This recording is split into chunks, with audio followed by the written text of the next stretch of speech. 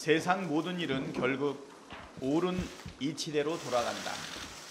사필 규정입니다.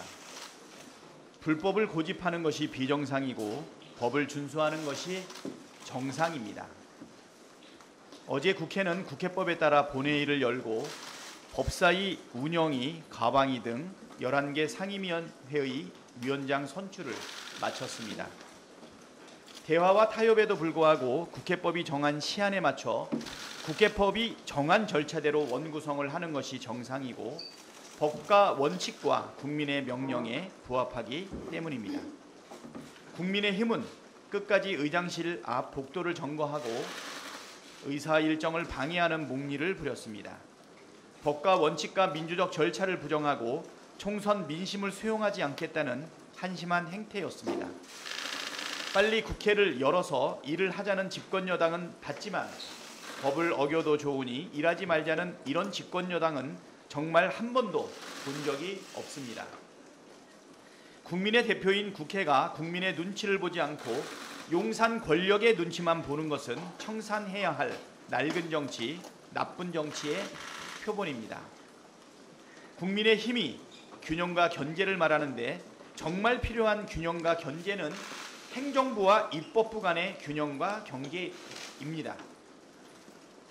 대통령과 행정부가 입법권을 침해하는 것에는 단 한마디 항의도 하지 못하면서 대통령의 심기만 살피는 국민의 힘이 균형과 견제를 말할 자격이 있습니까?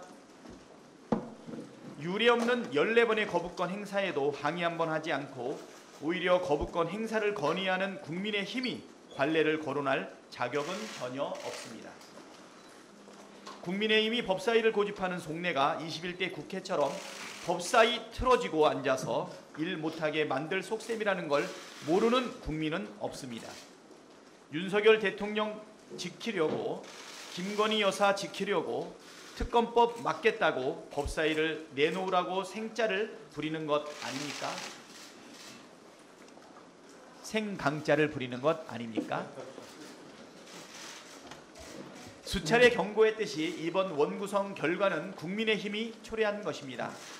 집권 여당답게 자중하고 국회법에 따라 절차를 준수하고 지금이라도 일하러 나오십시오. 명색이 집권 여당인데 국민을 위한 민생 현안을 처리하는 데 앞장서지는 못할 망정 용산 눈치나 보면서 국회가 일을 못하게 길을 막고 있어서야 되겠습니까? 계속 일하지 않고 버틴다면 세비가 아깝다는 비판에 직면할 것입니다. 우원식 국회의장님께도 요청드립니다. 국회법을 준수하며 11개 상임위원장 선출을 하도록 해주신 데 대해 감사드립니다. 22대 국회의 첫 단추를 이제 제대로 하나 꿰었습니다. 나머지 단추도 마저 꿰어야 22대 국회가 본 모습을 갖추게 됩니다. 아직 상임위원장을 선출하지 못한 7개 상임위도 신속하게 구성을 마칠 수 있도록 빠른 시일 안에 본회의를 열어주시기를 바랍니다.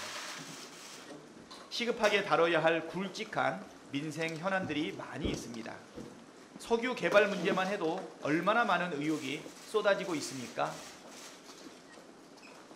대북전단의 오물 풍선에 확성기까지 남북 간 긴장이 격화되면서 접경지역 주민들뿐 아니라 우리 국민들의 불안도 급격히 고조되고 있습니다. 하루빨리 국민적 의혹과 불안을 해소하기 위해 상임위를 열어야 합니다. 나머지 7개 상임위 구성도 조속히 마무리할 수 있도록 적극적인 역할을 해주시기를 바랍니다. 22대 국회는 21대와 전혀 다른 국회, 국회법을 준수하는 국회, 일하는 국회가 되어야 한다는 소신에 걸맞는 국회의장의 결단을 정중하게 요청드립니다. 지연된 정의는 정의가 아니라는 말이 있습니다. 일도 마찬가지입니다.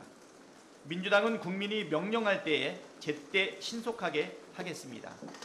민생 위기에 처한 서민들을 위한 민생 대책 수립, 언론 자유를 회복할 방송 3법과 해병대원 특검법 처리를 위해 한시가 급한 과제들이 많습니다.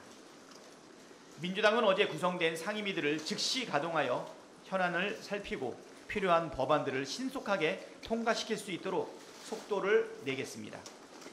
당장 부처 업무보고부터 요구하고 불응시 청문회를 추진하겠습니다.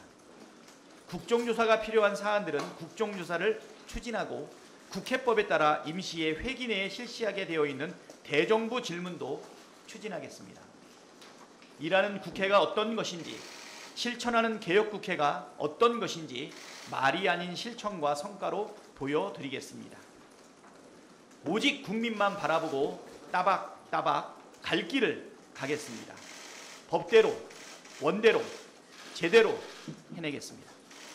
어제 국민권익위원회가 김건희 여사에게 면죄부를 주었습니다.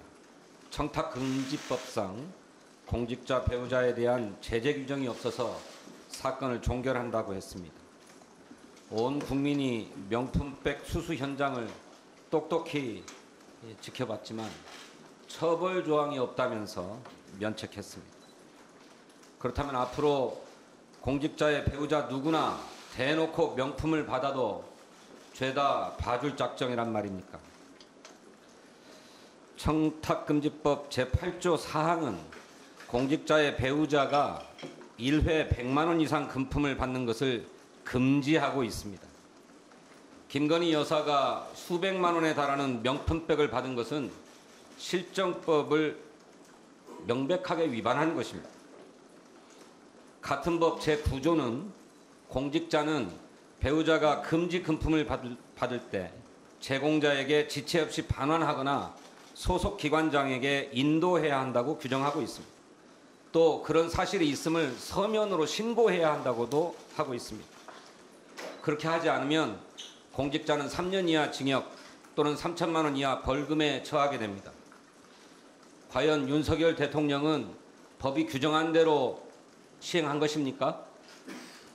명백한 법률 위반의 처벌 규정까지 엄연히 존재하는데도 권익위는 아닌 척, 모르는 척 했습니다.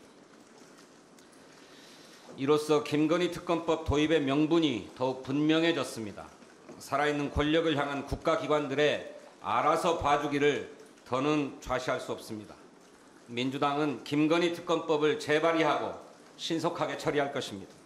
검찰도 권력 눈치보기를 멈추고 즉각 김 여사부터 소환 조사하기 바랍니다.